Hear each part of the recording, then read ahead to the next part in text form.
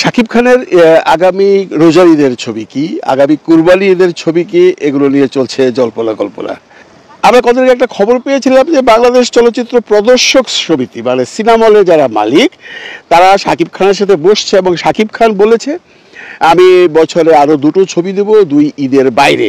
সেই ছবিগুলো নিয়ে কোনো আলোচনা হচ্ছে না, কারা বানাচ্ছেন কে যাচ্ছেন আমরা কোনো খবর পাইনি। তবে একটি খবর বাজারে খুব চড়াও হচ্ছে, সেটা হচ্ছে শাকিব খানের রোজার ঈদের ছবি কে করছেন এবং কোরবানি ঈদের আলোচনা এখনো হয়নি, রোজার ঈদ নিয়ে আলোচনা চলছে। বলা হচ্ছে বেশ কজন নাম করা পরিচালক তার কাছে গল্প নিয়ে গেছেন। এর মধ্যে আছেন কাজল আরিফিন অমি, এর মধ্যে আছেন সঞ্জয় সমাদ্দার, এর মধ্যে আছেন মিজানুর রহমান আরিয়ান। বলা বাহুল্য এরা সবাই টেলিভিশন থেকে এসছে, মানে মিডিয়ার পরিচালক, এবং শাকিব খানের ভরসা ইদানিং মিডিয়ার পরিচালকের উপরেই বেশি।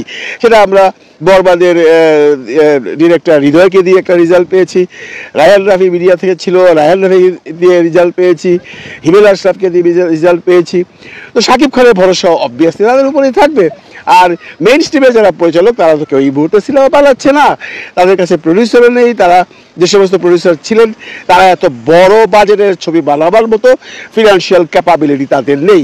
সুতরাং ছবি বানাবে মিডিয়ার পরিচালকরাই, হয় সঞ্জয় সমাদ্দার, নয় আরিয়ান, নয় হৃদয়, নয় রাফি, নয় অবি, এরাই সিনেমা বানাবে। এরা সবার সাথে সাকিবের একটা আলোচনা চলছে। বিশেষ করে কাজল আরিফিন অমির সম্পর্কে আমি জানি সাকিব নিজেও একটা সময় ব্যাচেলার পয়েন্ট দেখবার পর, তার সাকসেস দেখবার পর নিজেই অমির সাথে কাজ করবার আগ্রহ প্রকাশ করেছিল একটি সময়, সেটা আমি তুফানের আগের কথা বলছি। এরপর অমির সাথে সাকিবের যোগাযোগ ছিল, অমির সাথে সাকিবের একটা সম্পর্ক আছে।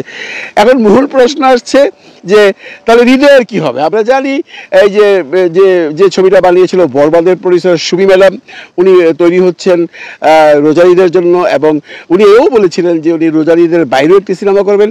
অবশ্য এখন পর্যন্ত উনি কোনো ফাইনালি কিছু বলেননি, বলেছেন গল্প তৈরি হচ্ছে। এখন সাকিবের কাছে যদি অমি, সঞ্জয় সমাদ্দার, আরিয়ান, রাফি বা হৃদয় যায় ডেট দেওয়ার জন্য বা নেবার জন্য, তাহলে সাকিব কাজটা করবে? আমার হিসেবে সাকিব করবে হৃদয়েরটা, কারণ হৃদয়ই একমাত্র প্রুফড পরিচালক যে তার শেষ ছবিটাকে super super super super duper hit দিয়েছে। রাফি কতটুকুন পাস করেছে কতটুকুন ফেল করেছে সেই দায়িত্ব দর্শকের উপর। রাফির ছবি সত্যি কথা বলতে কি সিঙ্গেল স্ক্রিনে খুব একটা ভালো যায়নি, সেটা আপনারা সবাই জানেন। এনিওয়ে আসল প্রসঙ্গে আসি, তাহলে সাকিব কার ছবি করছে?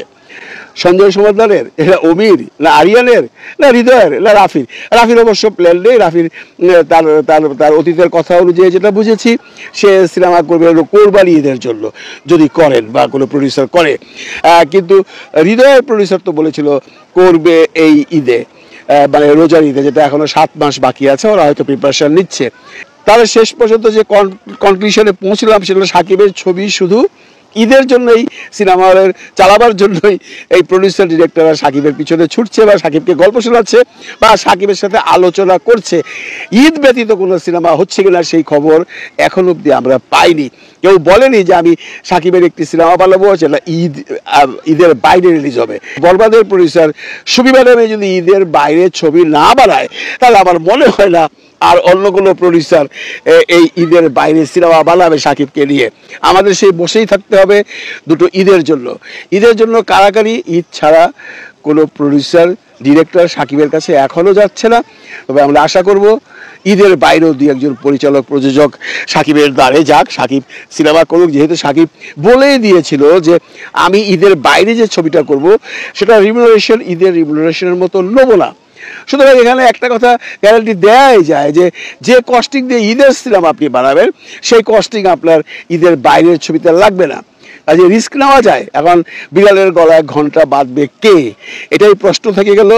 এবং আমার মনে হয় সাকিব যদি তার রিমুনারেশন কমায় আর যদি লোকালি প্রোডাকশন করে ঈদের বাইরের ছবির জন্য, তাহলে যে কস্টিং হবে সেই কস্টিং তোলাটা খুব একটা অসম্ভব বলে মনে হয় না।